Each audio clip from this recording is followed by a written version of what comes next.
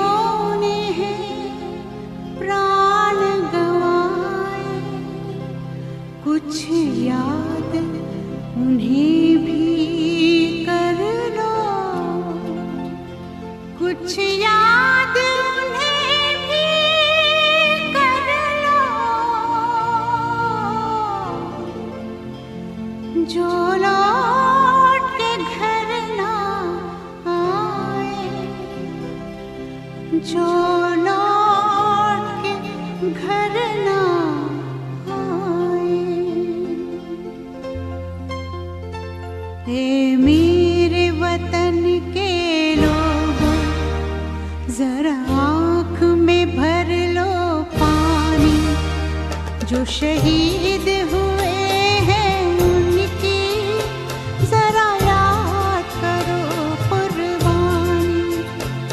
है मेरे वतन के लोगों जरा आँख में भर लो पानी।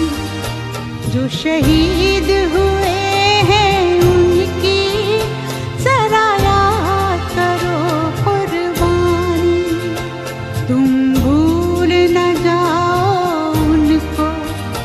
इसलिए सुनो ये कहानी।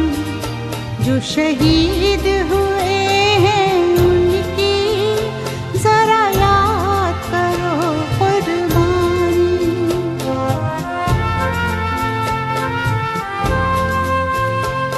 जब घायल हुआ हिमालय, खतरे में पड़ी आजादी, जब तक थी सांस लड़े वो, जब तक थी सांस लड़े वो, फिर अपनी लाश बिछा दी। संगीन पे धर कर माथा सो गए अमर बलिदानी। जो शहीद हुए हैं उनकी जरा याद करो कुर्बानी।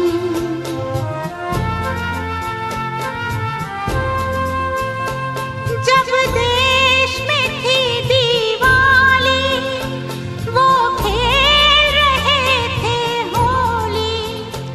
जब हम बैठे थे घरों में, जब हम बैठे थे घरों में, वो झेल रहे थे गोली। थे धन्य जवान वो अपने, थी धन्य वो उनकी जवानी। जो शहीद हुए हैं उनकी जरा याद करो कुर्बानी।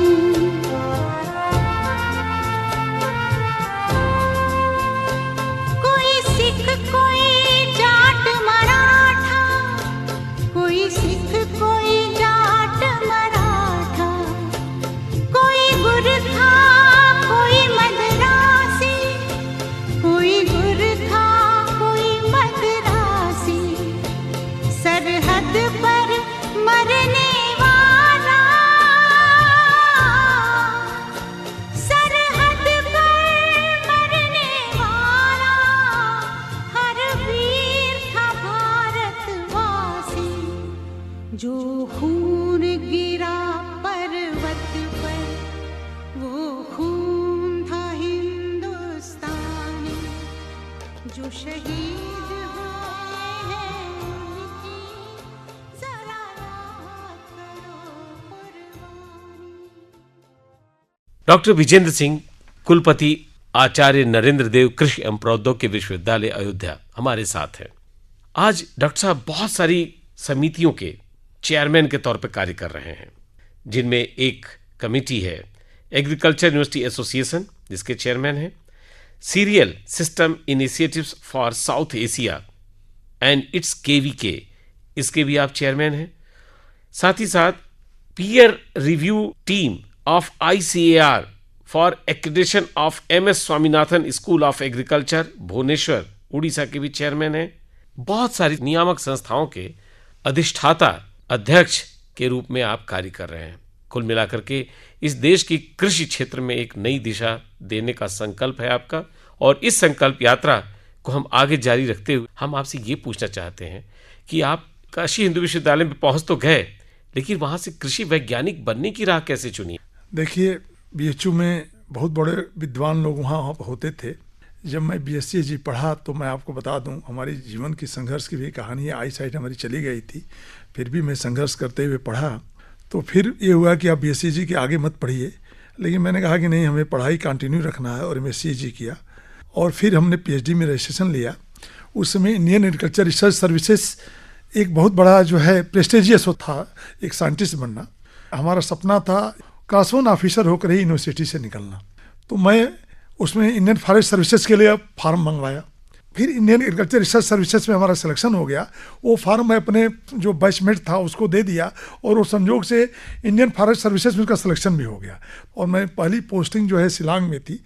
हुआ ये था कि BHU में बहुत बड़े बड़े विद्वान आते थे पूरे देश दुनिया के, और लगता था कि दुनिया की सबसे बड़ी जो है पोजीशन जो है रिसर्च की है, क्योंकि जब हम एक वैरायटी निकालते हैं तो कम से कम करोड़ों लोग उसको खाते हैं, और उनको फ़ायदा मिलता है, लाखों किसानों को लाभ मिलता है। हमारे मन में यही था कि इससे बड़ी कोई सेवा हिंदुस्तान में नहीं है, और क्यों न हम रिसर्च में जाएं।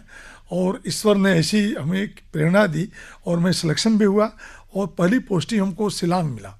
क्योंकि उस ज़माने में बहुत लोग थे दिल्ली में। मैं उनसे पूछा कि भाई हमें कहाँ पोस्टिंग लेना चाहिए, ऑल इंडिया कैडर की जॉब थी।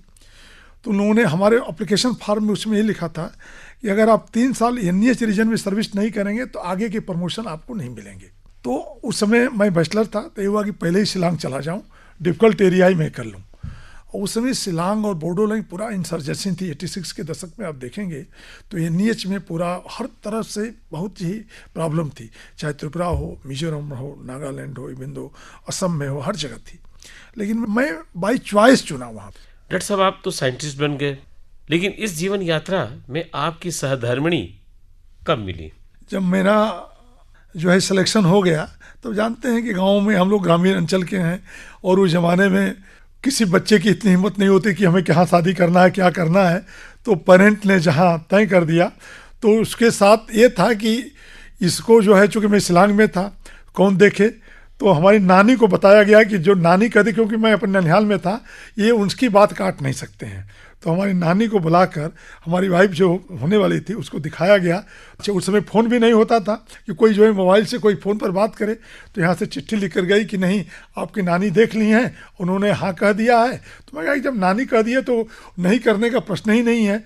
और जो है शादी हमारी हो गई, और संजोग से आज के मैं बहुत खुश नसीब हूँ कि हमारे जीवन में ऐसी हमारी धर्मपत्नी मिली हैं, जो कि हमारे साथ साथ पूरे परिवार का, पूरे बच्चों का, और जो लोग भी हैं सोशल सारी चीज़ें। चूँकि मैं तो ज़िंदगी भर रिसर्च किया, आज भी जो है दिन भर अपने जो सरकारी कार्य हैं उसी में व्यस्त रहता हूँ, तो सारे कार्यों को वही जो निभा रही हैं, मैं केवल औपचारिकता करता हूँ। इस कार्यक्रम को वो भी सुन रही होंगी, क्या सुनाना चाहेंगे आप अपनी जीवन संगिनी को?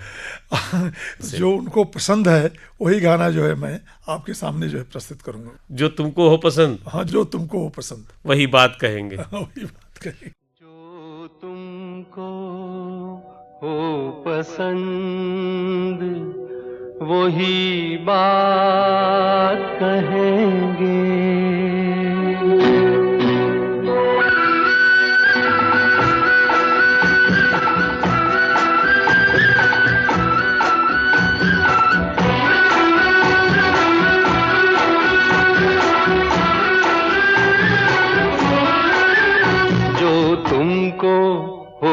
पसंद वही बात कहेंगे, जो तुमको हो पसंद वही बात कहेंगे। तुम दिन को अगर रात कहो रात कहेंगे, जो तुमको हो पसंद वही बात कहेंगे।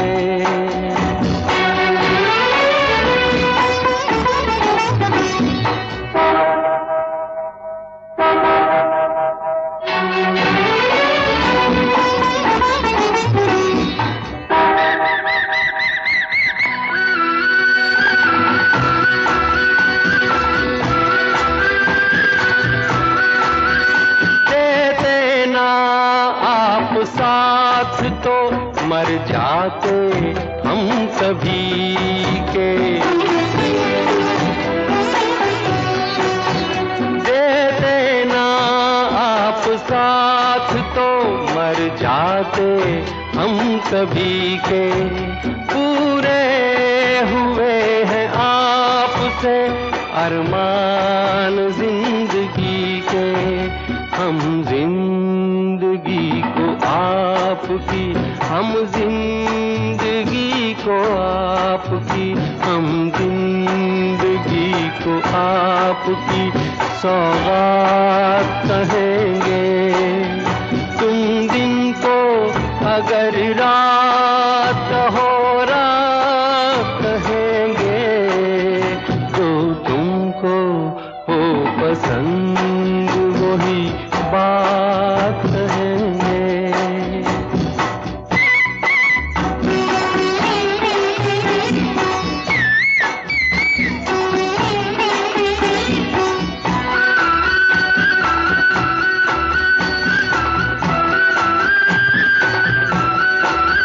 चाहेंगे निभाएंगे सराहेंगे आप ही को,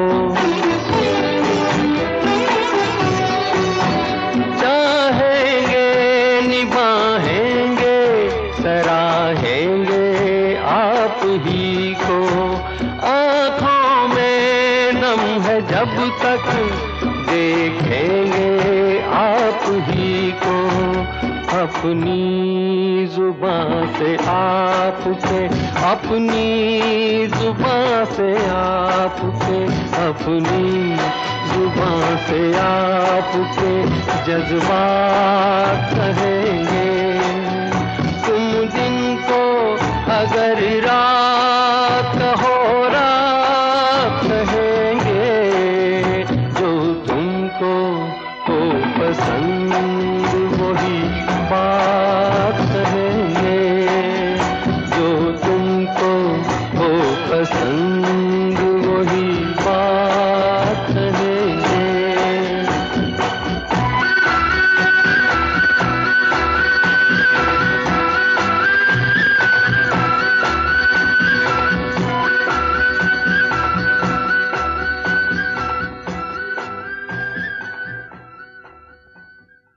डॉक्टर साहब, आपने अपनी अगली यात्रा का जो पड़ाव था वैज्ञानिक के तौर पर भारतीय सब्जी अनुसंधान संस्थान बनारस में निदेशक के तौर पे एक बड़ा प्रभार आपको मिला। हमारे सुनने वाले इस समय बहुत ही उत्सुक होंगे कि क्या सब्जियों में भी अनुसंधान होता है, और अगर होता है तो ये कौन सी सब्जियां थी जिनको विकसित किया, इन सब्जियों को कैसे आपने अच्छा बनाया, कैसे इनमें पौष्टिकता के गुण डाले जाते हैं, ये लोगों के लिए आज एक आश्चर्य का विषय होगा। क्योंकि आमतौर पर हम सब्जी मार्केट में जाते हैं तो ये नहीं देखते कि ये जो सब्जियां आज मिल रही हैं आज से 30 साल पहले नहीं मिलती थी। तो इन सब्जियों के विकास में, इन सब्जियों के परिवर्धित रूप में और इन सब्जियों के टिकाऊ रूप में बाजार तक पहुंचाने में आपकी सक्रिय हिस्सेदारी रही। देखिए, जब 1992 में बनारस में भारतीय सब्जी अनुसंधान संस्थान खुला तो जो पहले एक दो लोग ज्वाइन किए थे उसमें से मैं था। हमको याद है 14 सितंबर को मैं ज्वाइन किया था 92 में। दूसरे दिन ही मैं आकर भिंडी में रिसर्च करने का हमें अवसर दिया गया जी। तो जैसे ही भिंडी में रिसर्च करने का अवसर दिया गया, मैं आसपास घूमता था और क्या समस्याएं हैं मैं उसको जाना समझा, किसानों की जो समस्याएं हैं। तो उस जमाने में क्या होता था कि भिंडी में दो तरह की समस्याएं होती थी। एक तो पीला रोग हो जाता था बिल्कुल, उससे भिंडी खत्म हो जाती थी। दूसरा, पेड़ बहुत बड़े बड़े होते हैं, क्योंकि अगर आप भिंडी देखेंगे तो जो तोड़ेंगे भी तो उसमें जो है खुजली होने लगती है। तो जो बड़े बड़े पेड़ होते थे तो उसको तोड़ाई में बहुत समस्या होती थी। मैं दो चीज़ों पर रिसर्च शुरू किया कि कैसे भिंडी को बौना बनाया जाए और कैसे इनको जो पित्त वाला रोग है, इसको वायरस बोलते हैं, पित्त सेरा मोज़ेक वायरस, उसके बिल्कुल अवरोधी प्रजाति तैयार किया जाए। उसको जीन को मैंने पहली बार दुनिया में बौनी किस्म की प्रजाति तैयार की, पहली बहुत बार। बढ़िया। और जो उसकी हाइट केवल 50 सेंटीमीटर की होती थी, उसमें गांठें इतनी नज़दीक होती थी कि उसकी उत्पादकता उतनी ही होती थी जो 2 मीटर हाइट पर भी जाने पर होती थी। यानी गांठें बिल्कुल नज़दीक, क्योंकि फूल गांठों पर ही आता है। और भारत में जब उसका टेस्ट कराया गया 32 सेंटर पर, सारे प्रदेश में, सारे जगह, तो नंबर 1 पर पैदावार हुआ ही। और उस प्रजाति ने पूरे भारत ही नहीं दुनिया में भिंडी के आइडियोटाइप जो कहते हैं प्लांट का एक स्ट्रक्चर ही चेंज कर दिया। जो बड़े बड़े पौधे होते थे और छोटे पौधे होने लगे, और उसमें उसी तरह से उतने ही फल होते थे जो बड़े बड़े पौधों में भी नहीं होते थे। इसके बाद जितने उसमें पित्त सेरा जो मोज़ेक वायरस है उसके लिए अवरोधी हमने बनाया। इसके साथ साथ बाद में एक इनेशन लीफ कर वायरस, जो उसकी पत्तियां मुड़ जाती थी और देखने में हरी लगती थी, लेकिन उससे भी पैदावार बिल्कुल ख़त्म हो जाती थी, 5-10% भी पैदावार नहीं होता था। उसकी भी रोगरोधी हमने किया। इसके बाद हम मटर में आ गए कि अगेती मटर, जो हम बिल्कुल अक्टूबर नवंबर के महीने में कौन मटर की प्रजाति दे सकते हैं, उस पर हमने कार्य किया। उस पर भी हमने नंदनी और जो लिया, और बहुत प्रचलित है आज के दिन में भी, काशी उदय है, नंदनी है। तो इसके बाद ये हुआ कि भिंडी में कुछ तत्वों का समावेश किया जाए, तो फिर हमने एक लाल रंग की भिंडी, जो इसी का जो है इनोवेशन किया दुनिया में, वो भी पहली बार आई, हमने ही किया। और आप देख रहे हैं हर जगह लाल रंग की भिंडी दिखाई दे रही है, और क्योंकि उसमें एंथोसाइनिन की मात्रा हो जी, ताकि उसमें एक एंथोसाइनिन आप जानते हैं पिगमेंट है जी। हाँ, पिगमेंट एंटीऑक्सीडेंट का काम करता है। फिर कलीफ्लावर में काम करना शुरू किया। इसके साथ मूली और गाजर में हमने काम किया। गाजर में आप पहले देखते होंगे कि जब गाजर तोड़ते होंगे तो बीच का पोर्शन सफ़ेद रहता होगा। बिल्कुल। सफ़ेद का मतलब उसमें कोई पिगमेंट नहीं है, इसका मतलब कोई न्यूट्रिएंट नहीं है, माने एंटीऑक्सीडेंट नहीं है। तो हमने मल्टी कलर गाजर विकसित किया। बीज से लेके एक ही गाजर में पर्पल भी है, येलो भी है, रेड भी है, सभी हैं। तो इसका मतलब सारे तत्व हैं। माने अगर हम जितने कलर हैं, बैगनी कलर का मतलब एंथोसाइनिन है, रेड कलर का मतलब कि लाइकोपिन है, अगर येलो कलर है तो समझ लीजिए बीटा कैरोटीन है उसमें। तो सारे चीज़ों का समावेश हमने उसमें किया। इसी तरह से मूली में भी हमने मल्टी कलर किया। मूली में ऐसी प्रजातियों का विकास किया जिसकी पत्तियां पालक की तरह हों। आप देखते हैं कि बाजार में पहले मूली क्या होती थी, तैयार हो जाती थी, 2-3 दिन के बाद उसमें खोखलापन हो जाता है, स्पंजी हो जाता था। हमने ऐसी प्रजाति तैयार की कि तैयार होने के बाद भी 15 दिन तक अगर ना हार्वेस्ट करें तभी भी उसमें खोखलापन ना हो। फिर एक ऐसी पालक हमने तैयार की कि जिसमें जल्दी फूल नहीं आता है, बहुत दिनों तक चलता है। इसी तरह से टमाटर में ऐसे हमने एक तैयार किया जिसमें कि जो उसमें गुरचवा रोग होता है वो भी विषाणु होता है, उसमें न हो। तो इस तरह से कुल मिलाकर 20 प्रजातियों में हमने जो है आज के दिन में 66 प्रजातियां हमने तैयार की हैं। और यही नहीं, जो 2020 में रफ़ी अहमद किदवई अवार्ड हमें मिला था, ICAR ने भी ये माना कि 13 से 15% एकरेज पूरे देश में हमारे द्वारा विकसित प्रजातियां उस समय जो है लगाई जाती थी। तो आप अंदाज कर सकते हैं कि अगर जो है करीब करीब 10 मिलियन अगर हेक्टेयर में लगाई जाती हैं तो 1.5 मिलियन हेक्टेयर में हमारे द्वारा विकसित प्रजाति ही लगाई जाती थी। और एक प्रजाति का अब हमने अगर वैल्यू IVR ने किया तो समझ लिए कि उसकी जो है 500 करोड़ रुपया एक प्रजाति की जो है उससे आमदनी किसानों को हुई थी। और एम्प्लॉयमेंट जनरेशन कम से कम जो है 20 करोड़ एम्प्लॉयमेंट जनरेशन हुआ था। तो आप समझ सकते हैं आज इस कार्यक्रम को सुनने वाले भी गौरवान्वित महसूस कर रहे होंगे और आकाशवाणी परिवार तो अभिभूत है। डॉक्टर साहब, आपने इस धरती को उस भाव से जोड़ दिया जब हम कहते थे कि मेरे देश की धरती सोना उगले उगले हीरे मोती। डॉक्टर साहब, मेरी सोच ये पसंद आपका बिल्कुल बिल्कुल बहुत। तो आइए सुनते हैं बचपन में इस देश में की देखा धरती था। सोना उगले उगले हीरे मोती।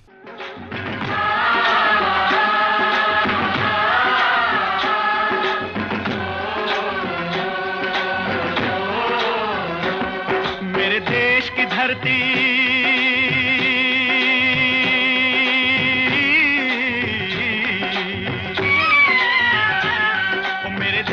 धरती सोना उगले उगले हीरे मोती। मेरे देश की धरती, मेरे देश की धरती, मेरे देश की धरती सोना उगले उगले हीरे मोती। मेरे देश की धरती, मेरे देश की धरती।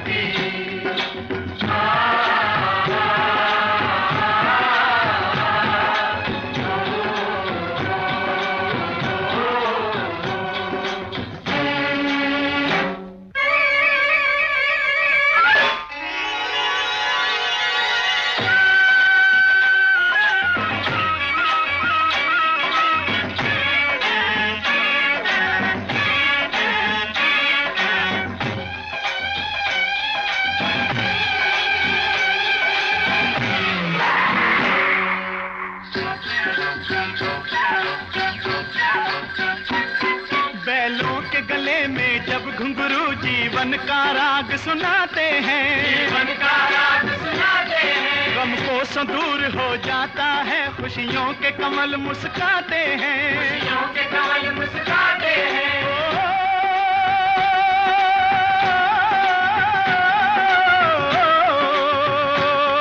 सुन के रहट की आवाजें, सुन के रहट की आवाजें, यूं लगे कहीं शहनाई बजे, लगे कहीं शहनाई बजे। आते ही मस्त बहारों के दुल्हन की तरह हर खेत सजे, दुल्हन की तरह हर खेत सजे। मेरे देश की धरती,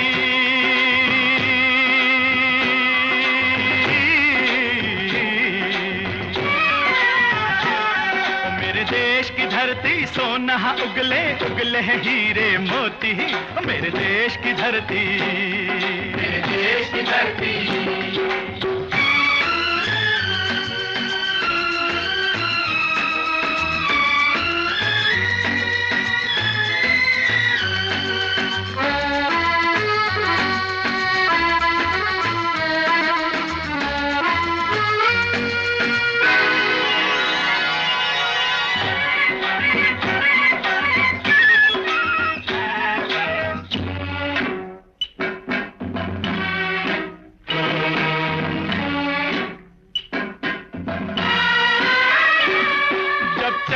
इस धरती पे हल ममता अंगड़ाइयां लेती है, अंगड़ाइयां लेती है। क्यों ना पूजे इस माटी को जो जीवन का सुख देती है, जो जीवन का सुख देती है।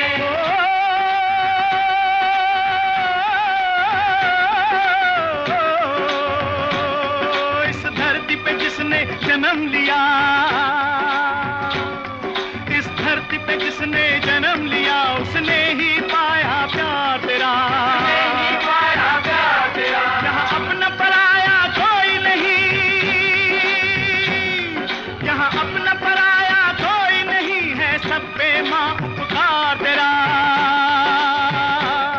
है, सब पे माँ उपकार तेरा। मेरे देश की धरती,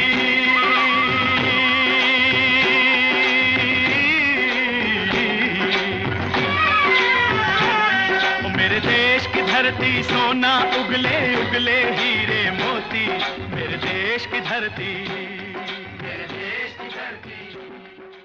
डॉक्टर विजेंद्र सिंह, कुलपति आचार्य नरेंद्र देव कृषि विश्वविद्यालय और नोडल ऑफिसर गौतम बुद्ध कृषि विश्वविद्यालय कुशीनगर, हमारे साथ हैं आकाशवाणी स्टूडियो में।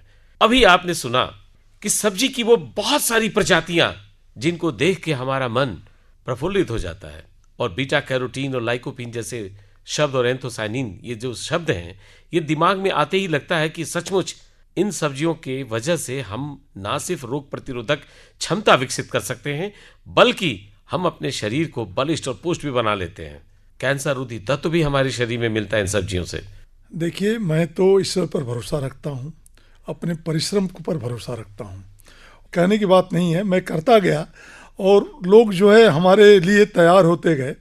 मैं आपको बता दूँ, मैं कृषि विश्वविद्यालयों में जब पहला टर्म के बाद दूसरा टर्म अगर किसी को मिला है तो हमें मिला है, तो ये भी एक उपलब्धि है। और मैं हमेशा, आज भी मैं जब कुलपति हूँ, जो जीवनचर्या हमारी है, करीब करीब 4:30 बजे उठ जाता हूँ, नहा धोकर पूजा वगैरह करके 6:30 बजे तैयार होकर विश्वविद्यालय का भ्रमण करता हूँ 5-6 किलोमीटर प्रतिदिन। और वो भ्रमण करता हूँ जहाँ जो कार्य हो रहे हैं, जो मैं अकेले जाता हूँ, देखता हूँ, अपने हिसाब से समझता हूँ। और जैसे रिसर्च भी करता था तो 7 बजे मैं फील्ड में चला जाता था, तो आज भी वही कार्य है। मैं यही जानता हूँ कि अगर कोई चीज़ नहीं मिली है तो कल हमको कोई बड़ी चीज़ मिलने वाली है। मैं हमेशा इस पर विश्वास करता हूँ, और जो भी हमको जिम्मेदारी मिली है उसमें जिम्मेदारी को मैं जस्टिफाई करने की कोशिश करता हूँ। ईश्वर ने सब कुछ हमको दिया है। मैं आपको बता दूँ, मैं पहला साइंटिस्ट हूँ ICAR का, प्रिंसिपल साइंटिस्ट सिलेक्शन से हुआ, असेसमेंट से हुआ, वहाँ हेड में बना, फिर all India coordinated research project का PC बना और डायरेक्टर बना, और इसके बाद आपने देखा कि उपकार का DG बना, वाइस चांसलर बना, दूसरा कार्यकाल मिला, एक और वाइस चांसलर, और 6 महीने तक हमें चंद्रशेखर आजाद कृषि विश्वविद्यालय का भी कार्य मिला, कानपुर का। और जो भी हमें जिम्मेदारी मिलती है सत्यनिष्ठा के साथ मैं इसे पूरा करने की कोशिश करता हूँ। डॉक्टर साहब, आपकी इस संकल्प यात्रा और दृढ़ इच्छा शक्ति को देखते हुए ऐसा माना जाता है कि आज आचार्य नरेंद्र देव कृषि एवं प्रौद्योगिकी विश्वविद्यालय नैक के द्वारा सर्वोच्च जो ग्रेडिंग होती है A++ वो मिला है। क्या संकल्प लेके आपने इस चीज को प्राप्त देखिए, किया? आपने सही कहा। इसकी तो मैं क्रेडिट देता हूँ अपने कुलाधिपति महोदया आदरणीय आनंदीबेन पटेल जी को, राज्यपाल उत्तर प्रदेश को, क्योंकि एक कमेटी बनाई थी नैक के लिए, मैं भी था, कृषि विश्वविद्यालयों की तरफ से। चूंकि कृषि विश्वविद्यालयों में नैक जरूरी नहीं, ICAR एक्रेडिटेशन करता है। नैक UGC के विश्वविद्यालयों के लिए था, लेकिन महोदया ने कहा कि नहीं, आपको करना है। जब मैंने कह दिया कि नहीं, महोदया का दिशा निर्देश है, और उन्होंने बहुत हमें मोटिवेट किया, बहुत प्रेरित किया। मैं अपने साथियों के साथ कम से कम 120 मीटिंग तो मैंने किया होगा, 4 घंटे से लेके 8-10 घंटे तक। एक दिन तो मैंने 12 घंटे की मीटिंग लिया, और महोदया खुद 8 बार हम लोगों को जो है बुलाकर अपने मीटिंग ली। फिर छोटी छोटी कमेटी बनाकर सारे डॉक्यूमेंट तैयार करके, और एक दृढ़ इच्छा शक्ति के साथ इतने बढ़िया से हम लोगों ने विश्वविद्यालय को एक बिल्कुल परिवर्तित विश्वविद्यालय के रूप में, और हमारे सारे टीम को हमें क्रेडिट देता हूँ कि जो हमने सोचा, जिस तरह से हम लोग बैठकर डिसाइड करते थे, उसको ज़मीन पर कैसे डॉक्यूमेंट के साथ फिजिकल फॉर्म में सारी हमारी टीम ने उसमें किया। तो पूरे विश्वविद्यालय परिवार को, और निश्चित रूप से सभी लोग मिलकर एक योजना बनाते थे, और हम ऐसा करते थे 11 बजे सारे हेड अपना देखते थे प्रतिदिन। इसके बाद उसके नोडल ऑफिसर बने थे, 12 बजे और लेते थे, 1 बजे तक हमको प्रतिदिन की इन्फॉर्मेशन आती थी कि क्या प्रगति हुई है। और मैं हमेशा अपने साथियों को कहता हूँ, अपने स्टूडेंट को भी कहता हूँ कि कोई काम एक दिन में नहीं होता है, लेकिन एक दिन जरूर होता है। मैं हमेशा ये कहता हूँ कि आप लोग सोच लो कि आप, और दूसरा टाइम मैनेजमेंट। मैं हमेशा अपने विद्यार्थियों को, अपने साथियों को कहता हूँ, टाइम मैनेजमेंट करोगे तो जीवन में कोई ऐसी चीज़ नहीं है जो आपके लिए अधूरी हो जाए, सारी पूरी हो जाएगी। केवल आपका टाइम मैनेजमेंट होना चाहिए, आपके दृढ़ इच्छा शक्ति होनी चाहिए, आपको एकदम पाने की जो है ललक होनी चाहिए, और बाकी चीज़ तो अपने आप उसमें जुड़ती चली जाती है। ये उत्साह से भरे शब्द जो आपको ऊर्जान्वित कर रहे हैं, और इसी बीच हमने ये महसूस किया कि डॉक्टर साहब को आकाशवाणी परिवार की तरफ से एक अच्छा सा गीत हमारी तरफ से डॉक्टर साहब के लिए।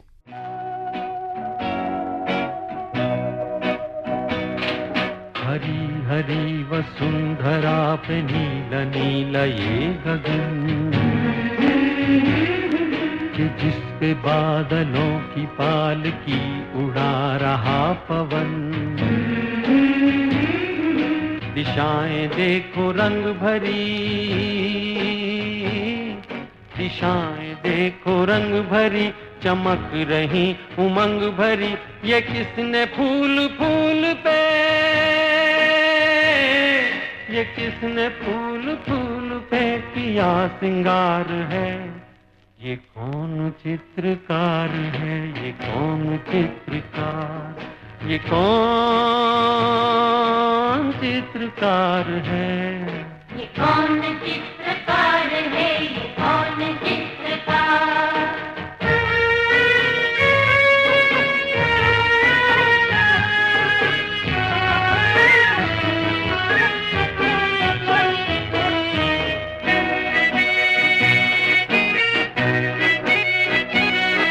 तपस्वियों सी हैं अटल ये पर्वतों की चोटियां।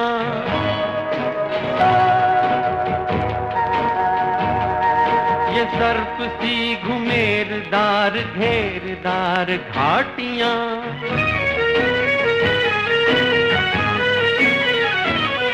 ध्वजा से ये खड़े हुए, ध्वजा से ये खड़े हुए हैं वृक्ष देवदार के। गलीचे ये गुलाब के, बगीचे ये बहार के। ये किस कवि की कल्पना, ये किस कवि की कल्पना का चमत्कार है। ये कौन चित्रकार है, ये कौन चित्रकार, ये कौन चित्रकार है। ये कौन चित्रकार है, ये कौन चित्रकार।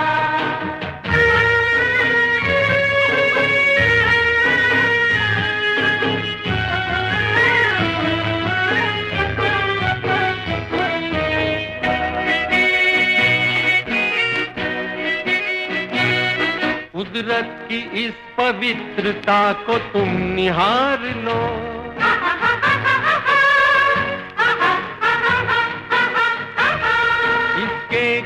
ख्वाबों को अपने मन में तुम उतार लो।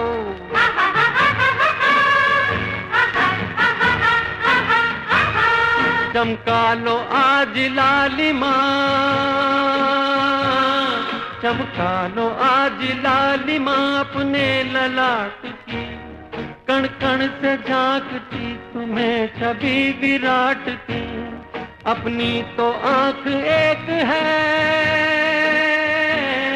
अपनी तो आंख एक है, उसकी हजार है।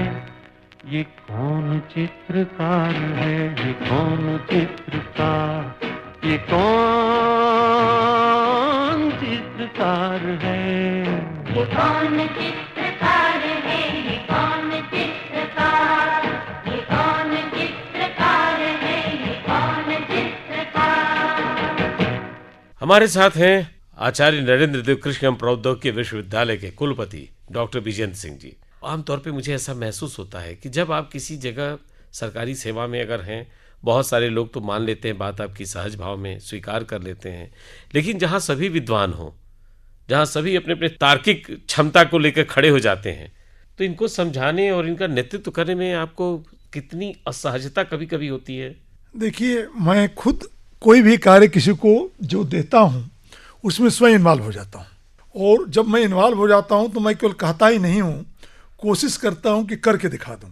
तो इसलिए हमको किसी भी कार्य में असहजता नहीं होती है। सारे साथी जानते हैं कि जो मैं उनको टास्क दे रहा हूँ वो भले टास्क दे रहा हूँ, लेकिन पर्दे के पीछे से नहीं, बिल्कुल सामने से मैं आके उनके साथ रहता हूँ, और जो करते हैं मैं उनके एक सहयोगी के रूप में वहाँ पर भी कार्य रहता हूँ। एक एडमिनिस्ट्रेटर के रूप में नहीं, बिल्कुल सहयोगी के रूप में हमेशा हर पल में उनके साथ रहता हूँ। इसीलिए लोगों का इतना विश्वास हमारे पर है कि जो मैं कार्य कहता हूँ वो जानते हैं कि जो कुछ में कोई परेशानी होगी, कोई चीज़ की ज़रूरत पड़ेगी, तो कुलपति जी बिल्कुल खुले मन से हमारे साथ होंगे, हमको पूरा करेंगे। और यही विश्वास हमारे साथियों का जो हमें आगे बढ़ाता है, और उनका हमारे पर ये विश्वास जो है उनको भी आगे ले जाने में मदद करता है। कहते हैं कि सफलता का जो श्रेय होता है उसके पीछे माता पिता का आशीर्वाद होता है, संस्कार होता है, घर परिवार के लोगों के जुड़ाव होता है। तो आज की तारीख में इतना कुछ करने की क्षमता, ऊर्जा, आशीर्वचन, ये सब कहाँ से मिलता है आपको? देखिए, हमारी माँ थी, 2 साल पहले अब नहीं रही, उसने बहुत प्रेरित किया। प्रारंभिक शिक्षा गांव की 5 तक पढ़ी थी, लेकिन हम लोगों को बहुत ही अच्छे विचार देने के लिए हमेशा प्रेरित करती थी। हमारी पत्नी हैं, हर चीज़ देखती हैं। परिवेश में संजोग से हम ऐसे लोगों के बीच में हमेशा रहे जो हमेशा हमें जो है प्रेरित ही करते रहे। हमारे जितने अग्रज हैं, जितने सीनियर्स थे, और मैं बता रहा हूँ अपने कार्य में हमेशा मैं रहा, और अगर बंद कमरे में भी कोई कार्य मैं करता हूँ वहाँ पर भी ईमानदारी से, सत्यनिष्ठा से, और उतने ही कि हमें चाहे भले ना कोई देखे, मैं स्वयं अपने आप को देख रहा हूँ। अभी मैंने 150 सिलेक्शन किए हैं, 200 के आसपास। एक भी कंप्लेन हमारे विश्वविद्यालय के अगेंस्ट में प्रूफ के साथ किसी ने नहीं दिया। 1-2 लोग अपने किए थे, लेकिन वो भी किसी ने विश्वास नहीं किया। लेकिन इस बात की हर लोग जो है कहते हैं कि आजकल के ज़माने में आप देखते हैं बिल्कुल हर चीज़ ट्रांसपेरेंट तरीके से किया। तो ये प्रेरणा, चूँकि हमारे जितने सहयोगी हैं और मैं उन पर विश्वास करता हूँ, हमारे पर विश्वास, देखिए 2 वे प्रोसेस है, एक तरफ से नहीं चलता है। तो ये ऐसी चलता रहा, और जो हम लोगों ने सोचा मिलकर हर कार्य को एक समयबद्ध, क्योंकि मैं हमेशा एक जो है टाइम फिक्स कर लेता हूँ, तो प्रतिदिन की मॉनिटरिंग करता हूँ। मैं आज भी अपनी सुबह उठकर दिन में क्या कार्य करने हैं उसकी लिस्ट बनाता हूँ, और शाम तक उस लिस्ट को पूरा करने की कोशिश करता हूँ। अयोध्या की धरती पर है ये कृषि विश्वविद्यालय, प्रभु श्री राम की धरती अयोध्या, जो आज पूरी दुनिया के विश्वास और आस्था का केंद्र है। डॉक्टर साहब, आपका ईश्वर पे आस्था है? बिल्कुल अटूट आस्था है। आपको ऐसा लगता है कि राम जी बेड़ा पार करते हैं? देखिए, मैं आपको बता रहा हूँ, मैं बचपन से ही प्रतिदिन, आज तक मैं जीवन में कभी ऐसा नहीं हुआ कि जो नहाने के बाद पूजा न किया हो। पूजा इसलिए नहीं की, मैं ईश्वर में, एक शक्ति में जरूर अटूट विश्वास रखता हूँ। प्रभु श्री राम तो सब में है, मर्यादा पुरुषोत्तम है। समाज में अगर जीना हो तो भारत की संस्कृति है, और भारतीय संस्कृति में अगर सौंधी सुगंध है तो प्रभु श्री राम में है। आइए सुनते हैं प्रभु श्री राम का ये भजन जो हमारे डॉक्टर साहब को बहुत पसंद है। जैसे सूरज की गर्मी से जलते हुए तन को मिल जाए तरवर की छाया, सूरज की गर्मी से जलते हुए तन को मिल जाए तरवर की छाया, ऐसा ही सुख मेरे मन को मिला है, मैं जब से शरण तेरी आया मेरे राम। सूरज की गर्मी से जलते हुए तन को मिल जाए तरवर की छाया।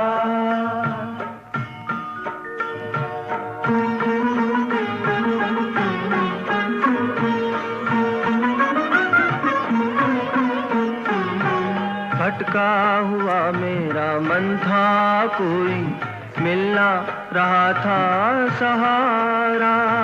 भटका हुआ मेरा मन था, कोई मिलना रहा था सहारा। लहरों से लड़ती हुई नाव को, लहरों से लड़ती हुई नाव को जैसे मिलना रहा हो किनारा, मिलना रहा हो किनारा। उस लड़खड़ाती हुई नाव को जो किसी ने किनारा दिखाया, ऐसा ही सुख मेरे मन को मिला है, मैं जब से शरण तेरी आया मेरे राम। सूरज की गर्मी से जलते हुए तन को मिल जाए तरवर की छाया।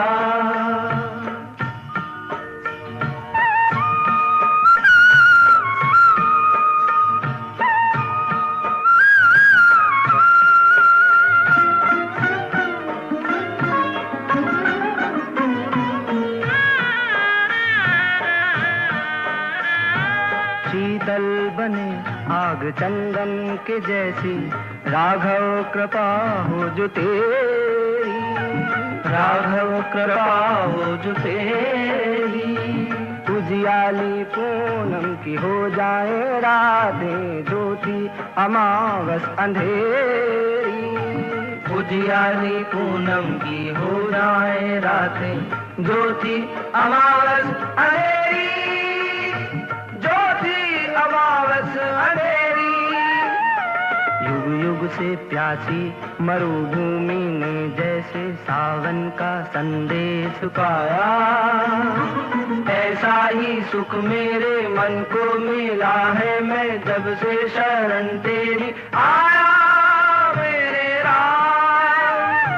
सूरज की गर्मी से जलते हुए तन को मिल जाए तरवर की छाया।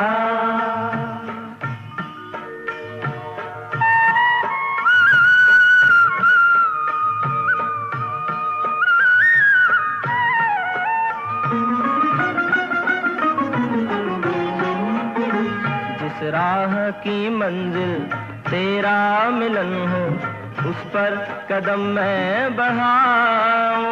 जिस राह की मंजिल तेरा मिलन हो, उस पर कदम मैं बढ़ाऊं। फूलों में खारों में पतझड़ बहारों में मैं ना कभी डगमगाऊं। फूलों में खारों में पतझड़ बहारों में मैं ना कभी डगमगाऊं, मैं ना कभी डगमगाऊं। पानी के प्यासे को तकदीर ने जैसे जी भर के अमृत पिलाया, पानी के प्यासे को तकदीर ने जैसे जी भर के अमृत पिलाया, ऐसा ही सुख मेरे मन को मिला है, मैं जब से शरण तेरी आया मेरे राम। हमारे साथ हैं डॉक्टर विजेंद्र सिंह, कुलपति आचार्य नरेंद्र देव कृषि एवं प्रौद्योगिकी विश्वविद्यालय अयोध्या। डॉक्टर साहब, आप कृषि अनुसंधान से जुड़े हुए हैं, कृषि के विकास प्रक्रिया से जुड़े हुए हैं, और ऐसा माना जाता है कि भारतीय कृषि को एक दिशा देने के लिए आकाशवाणी ने बड़ी महत्वपूर्ण भूमिका निभाई है। इस आकाशवाणी के लिए आप क्या कहना चाहेंगे? देखिए, मैं तो बचपन से आकाशवाणी सुन रहा हूँ, जब से मेरा होश आया।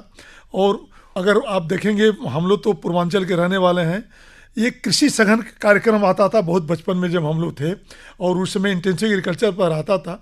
तो आपके कृषि के और आकाशवाणी ने पूरे जो है एक समाज को एक करके पिरोया है। क्योंकि गांव में 1-2 रेडियो होती थी, वहीं पर पूरे गांव भर बैठ जाता था, उसको सुनता था। और जो है आकाशवाणी में जो लोकगीत आती थी ना, बिरहा आता था, लोग उनको इतने सुनते थे। और उसी के साथ साथ जो भी आपके विचार होते थे और कृषि दर्शन, जो भी मनोरंजन की जो भी चीज़ें होती थी, विविध भारती है। और आज भी अगर कोई गाड़ी में बैठ जाता है तो आपके आकाशवाणी से ही तो जो है सारी चीज़ों का मनोरंजन होता रहता है। तो चाहे कितनी भी टेक्नोलॉजी हो जाए, लेकिन आपके आकाशवाणी की जगह वही है जो पहले थी, आज भी है, और जितना भी परिवर्तन हो आपकी जगह वही रहेगी। आकाशवाणी से जुड़े हुए हैं डॉक्टर विजेंद्र सिंह जी, और भारत की कृषि व्यवस्था, भारतीय किसानों के लिए समर्पित आकाशवाणी। और आज ये सचमुच हमारे लिए परम सौभाग्य की बात है कि डॉक्टर विजेंद्र सिंह जी बतौर कुलपति आचार्य नरेंद्र देव कृषि एवं प्रौद्योगिकी विश्वविद्यालय अयोध्या हमारे आकाशवाणी स्टूडियो में आए। निस्संदेह भारतीय कृषि के नए ऊंचाइयों को छूने के लिए जहां प्रयत्नशील है भारतीय कृषि वैज्ञानिक, वहीं पर क्या कृषि अनुसंधान के क्षेत्र में आज आना चाहिए आज के युवाओं को? देखिए, आज को मैं बता दूं कि कृषि में जो अगर स्टूडेंट आप देखेंगे तो आज भी 0.1% जा रहे हैं। और हमारे पूरा देश कृषि प्रधान देश है, तो आज भी कृषि में हमारे युवाओं का उज्जवल भविष्य है। न केवल जॉब के लिए, स्वरोजगार के लिए भी, इंटरप्रेन्योर बनने के लिए, स्टार्टअप बनने के लिए। और आजकल हर विश्वविद्यालय उस पर अग्रणी भूमिका निभा रहा है। तो हम तो अपने विद्यार्थियों से कहेंगे कि आने वाला दिन कृषि का है, और आप कृषि के तरफ शिक्षा लें। और कृषि के जो है गवर्नमेंट सेक्टर में, चाहे प्राइवेट सेक्टर में, चाहे स्वरोजगार के माध्यम से आप कृषि में अपने अमूल्य योगदान को दें। डॉक्टर साहब, अब समय ये कह रहा है कि इस कार्यक्रम को सुनने वाले लोगों को आप संदेश क्या देना चाहेंगे? देखिए, अपने कर्म में विश्वास रखिए। और हमेशा मैं कहता हूँ कि इंतज़ार करने वालों को सिर्फ उतना ही मिलता है जो कोशिश करने वाले छोड़ देते हैं। तो आप हमेशा जो है इंतज़ार करने के बारे में न सोचें, तुरंत करें, और हर चीज़ का टाइम मैनेजमेंट करें। और अपनी सकारात्मक सोच हमेशा रखनी चाहिए। अगर आप सकारात्मक सोच से कोई कार्य कर रहे हैं तो कोई ऐसी शक्ति नहीं है जो कि आपके कार्य को पूरा ना कर दे। हमेशा सोचिए ये कार्य होगा ही होगा। और जैसे ही आप सकारात्मक सोच रहते हैं, आपके अंदर भावना ही ऐसी ऐसी सोच विकसित होती चली जाती है, और आपके सामने रास्ते ऐसे बनते चले जाते हैं कि आपका कार्य होता चला जाता है। आपसे अनुरोध करूंगा कि ये गीत जो है दर्शकों को सुना दें। साथी हाथ बढ़ाना, एक अकेला थक जाएगा, मिलकर बोझ उठाना। चलिए, हम अपने सभी सुनने वालों को ये गीत सुनाते हैं आपकी पसंद का।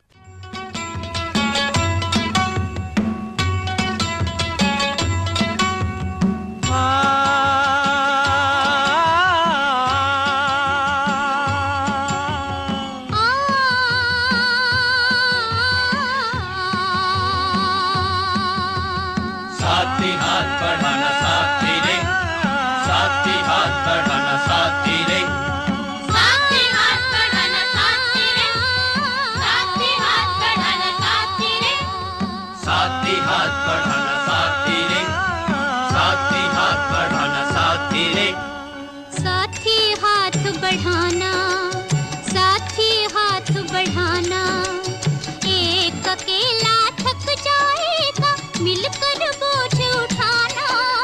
साथी हाथ बढ़ाना, साथी हाथ बढ़ाना, एक अकेला थक जाएगा, मिलकर बोझ उठाना। साथी हाथ बढ़ाना, साथी हाथ बढ़ाना साथी रे, साथी हाथ बढ़ाना साथी रे, साथी हाथ बढ़ाना साथी रे।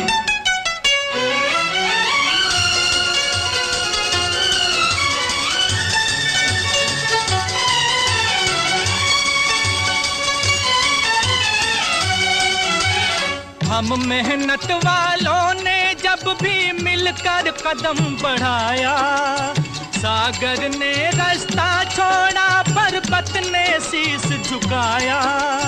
फौलादी है सीने अपने, फौलादी है बाहें, फौलादी है सीने अपने, फौलादी है बाहें। हम चाहें तो पैदा कर दें चट्टानों में राहें। हम चाहें तो पैदा कर दें चट्टानों में राहें। साथी हाथ बढ़ाना, साथी हाथ बढ़ाना, एक अकेला थक जाएगा, मिलकर बोझ उठाना। साथी हाथ बढ़ाना। साथी हाथ बढ़ाना साथी रे, साथी हाथ बढ़ाना साथी रे, साथी हाथ बढ़ाना साथी रे।